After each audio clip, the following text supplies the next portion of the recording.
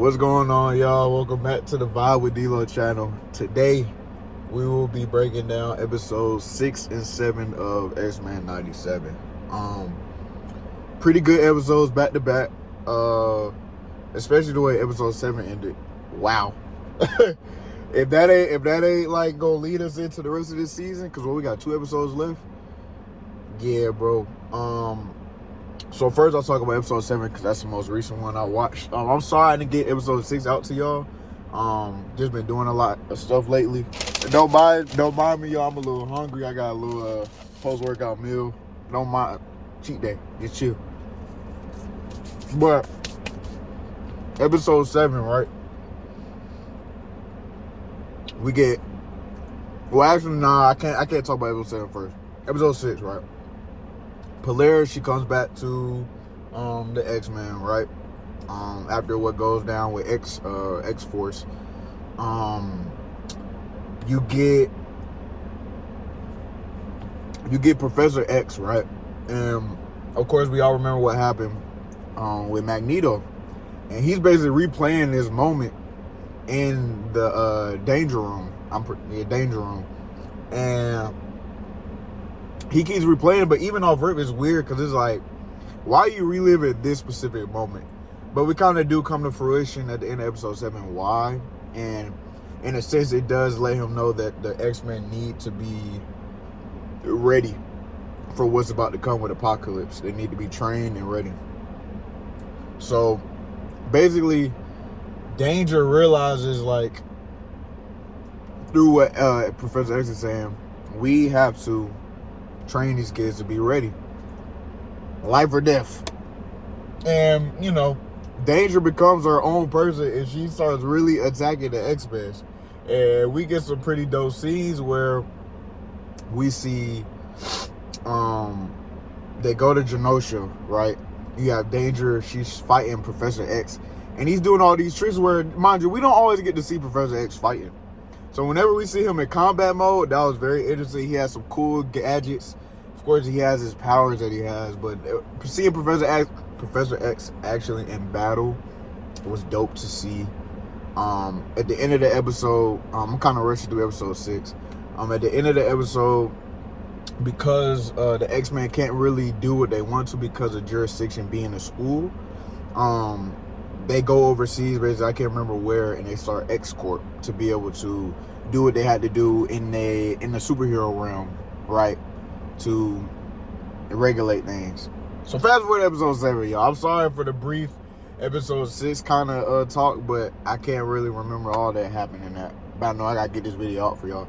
So episode 7, right? We get X-Corp. So we got Polaris, Beast, Nightcrawler, and 2 more people. I can't remember, but we got 2 more people. And basically you have Nightcrawler's half-brother.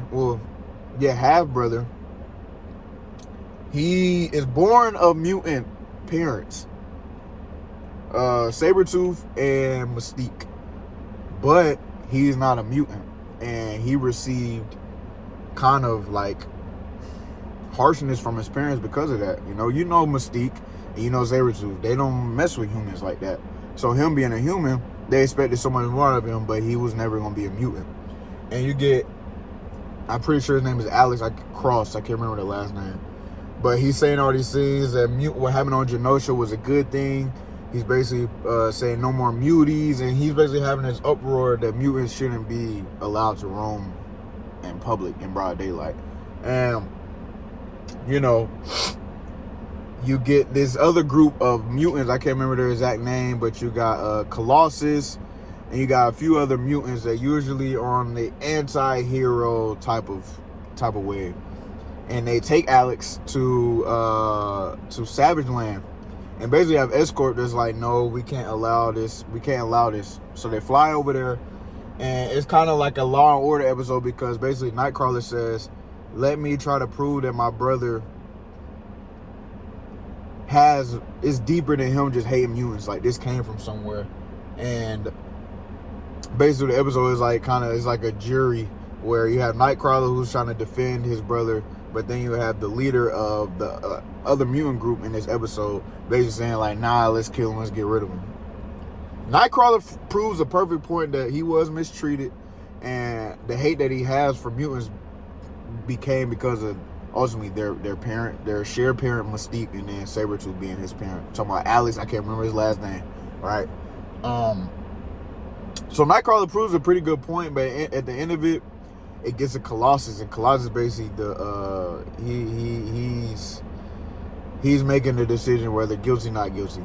And one of the mutants, and I'm sorry I can't remember his name, of that other group, the anti-hero group, basically says once he senses that Colossus is about to make a decision to say he's not guilty, he starts to fight. So you have everybody fighting there: Nightcrawler, Polaris, Beast. You got oh man, I don't know why I'm forgetting his name, and another mutant from X-Men, and they're all fighting in there. And then it turns out the dude that Nightcrawler was trying to protect,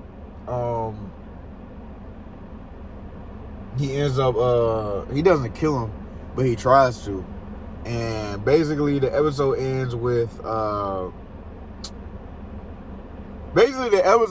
crazy cliffhanger. This isn't my best review because I ain't gonna lie, I'm recording this on the day that Spider-Man comes out, so my mind is all over the place.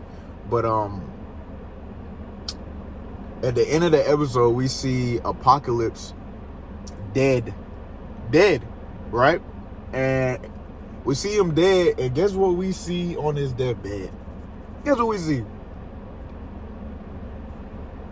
We see a playing card. I think it might have been a king, but we all know who uses cards. Gambit. So Gambit, of course, is being brought back as Death.